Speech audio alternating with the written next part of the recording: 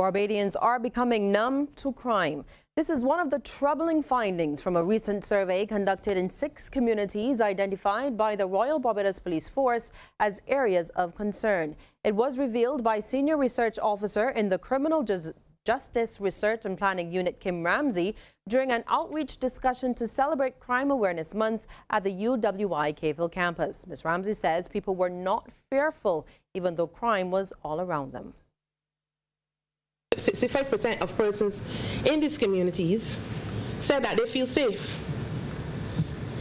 16% said depends on the circumstances, and by that I figure that they mean if there's war going on, turf wars, if, as the young boy say, if the place hot, that's what determines if there's a lot of crime or not, or fear of crime.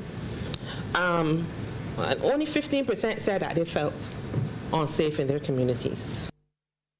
Well, 561 residents from The Pine, New Orleans, Deacons, Eden Lodge, Chapman Lane and Wharton were interviewed. While in general people did not seem afraid, the statistics showed that Eden Lodge is a real concern.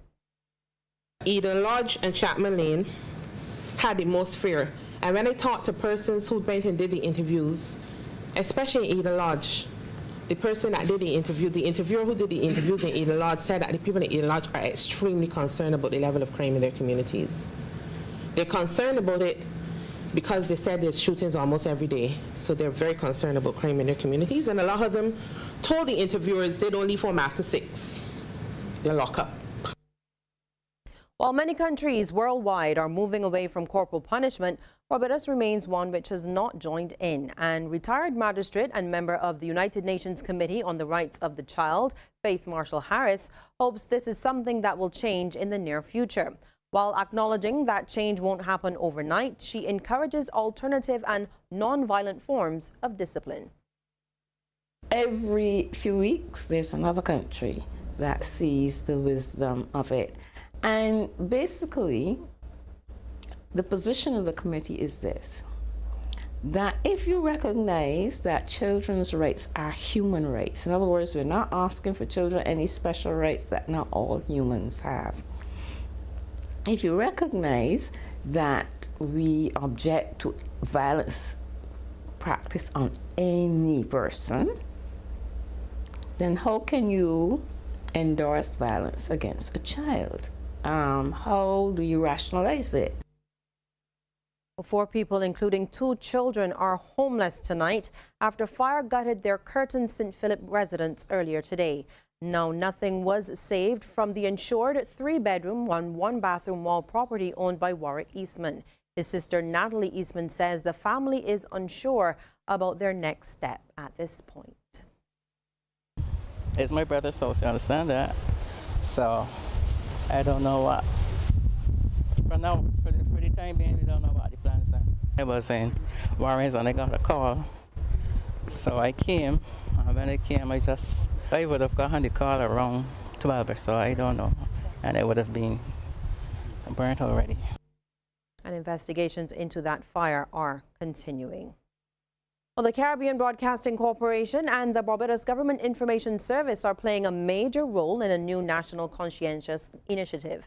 Small Business, Entrepreneurship and Commerce Minister Dwight Sutherland says the 2 entities have a wealth of useful audio-visual material which showcases Barbados' unique culture and has the potential to spur economic growth. He says once these archives have been digitized, the public will be able to easily access information for a variety of uses.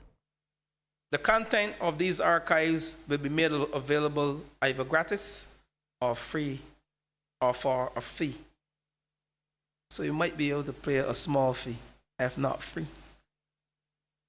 Depending on the purpose of use and the form in which it will be shared. I'm looking forward eventually to the establishment of an information and archival data unit where the audiovisual materials of these 2 entities will be kept and pooled to offer a wider range of information services to the general public and specialized researchers. Minister Sutherland was speaking at the launch of the website Centenarians of Barbados, the foundation builders, a digital archive of Barbadians who have reached the age of 100. During his speech, he recognized the achievement of Barbadian Dr. Alan Emtage, the first person from the region to be inducted into the Internet Hall of Fame. He encouraged Barbadians to use the example of the website and the accomplishments of great achievers as motivation. Well, it is the month of our independence, and in tonight's edition of #246, Shane Jones checks out one of the places that folks coming home for a regathering will be flocking to.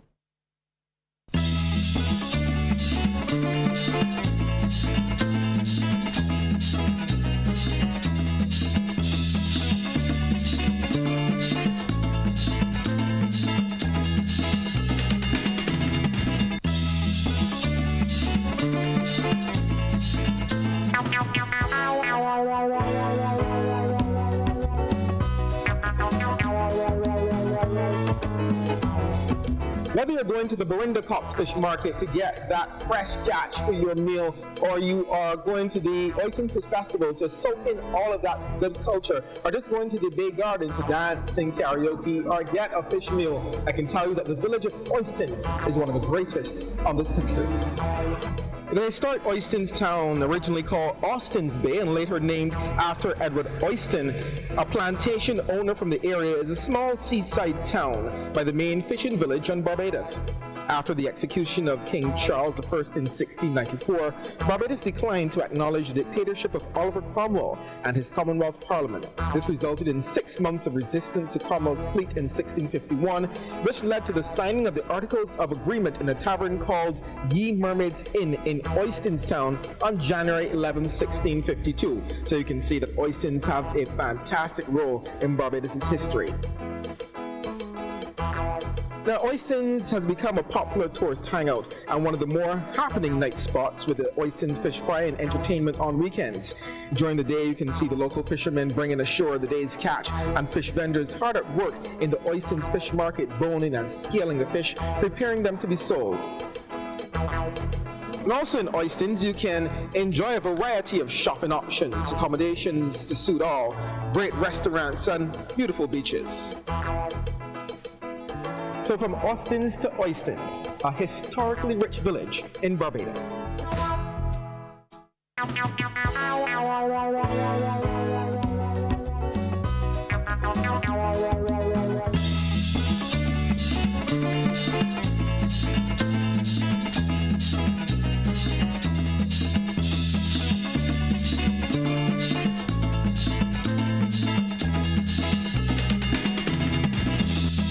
#246 was brought to you with the kind compliments of the Caribbean Broadcasting Corporation. Here is that tip from Cooperators General Insurance. This tip of the day is brought to you by Cooperators General Insurance Company Limited. Insurance the way you want it to be. Did you know recidivism can be measured by criminal acts that result in rearrest, reconviction, or return to prison during a 3-year period?